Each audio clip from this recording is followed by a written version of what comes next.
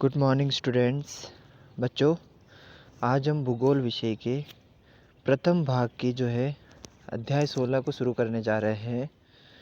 द्वितीय भाग हमारा वो सिलेबस पूरा हो चुका है द्वितीय भाग की किताब का। आज हम प्रथम भाग की किताब के अध्याय 16 को शुरू करने जा रहे हैं, जिसका नाम है जैव विविधता एवं जैव संरक्षण। यानी जैव विविधता यानी कि हमारी इस पृथ्वी पर हमें सभी चीज़ों में क्या देखने को मिलती है, विविधता देखने को मिलती है। तो उन विविधता के बारे में और इस पृथ्वी पर पाए जाने वाले जीवों तथा जानवरों का संरक्षण हम कैसे कर सकते हैं, वो सभी हम इस अध्याय के अंतर्गत पढ़ेंगे।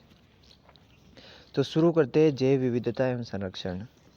आप भू आकृतिक प्रक्रियाओं, विशेषकर अपक्षय और विभिन्न जलवायुवीय क्षेत्रों में अपक्षय आदि के विषय में पहले ही पढ़ चुके हैं।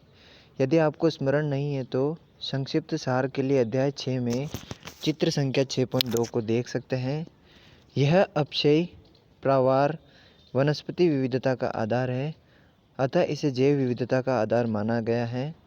सौर ऊर्जा और जल ही अपक्षय में विविधता और इनके परिणाम उत्पन्न जैव विविधता का प्रमुख कारण है। इसमें कोई आश्चर्य नहीं है कि वे क्षेत्र जहां ऊर्जा और जल की उपलब्धता अधिक है, वहां जैव विविधता भी व्यापक स्तर पर पाई जाती है। यानी जहां पे जल और ऊर्जा सबसे ज़्यादा पाई जाती है, वहीं पे सबसे ज़्यादा जैव विविधता देखने को भी मिलती है।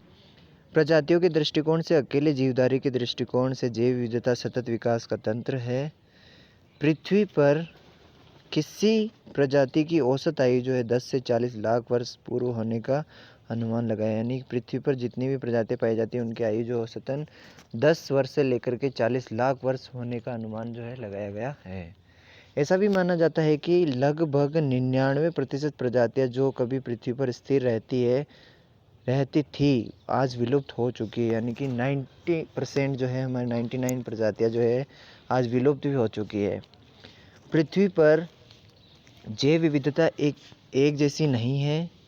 जैव विविधता उष्ण कटिबंधीय प्रदेशों में अधिक होती है। जैसे जैसे हम ध्रुवीय प्रदेशों की ओर बढ़ते हैं, प्रजातियों की विविधता तो कम होती जाती है, लेकिन जीवधारियों की संख्या अधिक होती जाती है। तो सभी जगह पर बात करें तो जैव विविधता एक जैसी नहीं है। इनमें भी लगभग असमानता देखने को मिलती है, कहीं पे ज़्यादा तो कहीं पे कम होती है। अब महत्वपूर्ण प्रश्न बनता है, जैव विविधता क्या है, इसका संक्षिप्त अर्थ बताइए। तो देखते हैं जैव विविधता। जैव विविधता दो शब्दों के मेल से बना है। बायो का अर्थ होता है जीव तथा डाइवर्सिटी का अर्थ होता है विविधता। यानी जैव विविधता को अंग्रेजी में कहते हैं बायोडाइवर्सिटी। तो बायो का अर्थ होता है जीव तथा डाइवर्सिटी का होता है विविधता। साधारण शब्दों में बात करें, किसी निश्चित भौगोलिक क्षेत्र में पाए जाने वाले जीवों की संख्या और उनकी विविधता को ही जैव विविधता कहते हैं। इसका संबंध पौधों के प्रकार, प्राणियों तथा सूक्ष्म जीवों से है। इनकी आनुवंशिक और उनके द्वारा निर्मित परितंत्र से है। यह पृथ्वी पर पाए जाने वाले जीवधारियों की परिवर्तनशीलता, एक ही प्रजाति और विभिन्न प्रजातियों में परिवर्तनशीलता तथा विभिन्न परितंत्र में विविधता से संबंधित है। जैव विविधता सजीव संपदा है। यह विकास के लाखों वर्षों के इतिहास का परिणाम है। जैव विविधता 3 संस्तर में पाई जाती है। पहली आनुवंशिक जैव विविधता, दूसरी प्रजातीय जैव विविधता और तीसरी है पारितंत्रीय जैव विविधता। अगर बच्चों प्रश्न बने कि जैव विविधता कितने प्रकार की होती है, तो जैव विविधता 3 प्रकार की होती है। पहली आनुवंशिकी, दूसरी प्रजातीय और तीसरी है पारितंत्रीय जैव विविधता।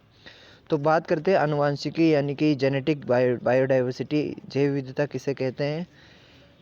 जीवन निर्माण के लिए जीन एक महत्वपूर्ण इकाई होती है। यानी कि जीन होता है एक महत्वपूर्ण इकाई होती है। किसी भी प्रजाति में जीन की विविधता ही निश्चित करती है वहाँ के आनुवंशिक जैव विविधता को। यानी जीन होता है जो प्रमुख, वो है इसका आधार माना जाता है जैव विविधता का। समान भौतिक लक्षणों वाले जीवों के समूह को प्रजाति कहते हैं। मानव आनुवंशिक रूप से होमोसेपियन प्रजाति से संबंधित है, जिसमें कद, रंग और अलग दिखावट जैसे शारीरिक लक्षणों में जो है भिन्नता मिलती है। इसका कारण है आनुवंशिक विविधता।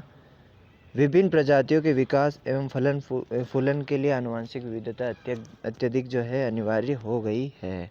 अगली है बच्चों प्रजातीय विविधता यानी स्पेसिएक डाइवर्सिटी। यह प्रजातियों की अनेक रूपता को बताती है। यह किसी निर्धारित क्षेत्र में प्रजातियों की संख्या से संबंधित है। प्रजातियों की विविधता उनकी समृद्धि, प्रकार एवं बाहुल्यता से आंकी जा सकती है। कुछ क्षेत्रों में प्रजातियों की संख्या अधिक होती है तो कुछ क्षेत्रों में कम होती है। उन्हें विविधता के हॉटस्पॉट भी कहते हैं, यानी कि कहीं पे विविधता ज़्यादा और कहीं पे प्रजातीय विविधता कम पाई जाती है, उन्हें हॉटस्पॉट कहा जाता है। आखिरी है जैव विविधता का प्रकार, वो है प्रजातीय विविधता। पिछले अध्याय में पारितंत्र के प्रकारों में व्यापक भिन्नता और प्रत्येक प्रकार की पारितंत्र में होने वाली पारितंत्रिक क्रियाएं तथा आवास स्थानों की भिन्नता की पारितंत्रीय विविधता बनाते हैं। पारितंत्रीय विविधता का परिसीमन करना अत्यधिक जटिल है क्योंकि समुदाय इसमें प्रजातियों का समूह और तंत्र की सीमाएं निश्चित नहीं की गई है।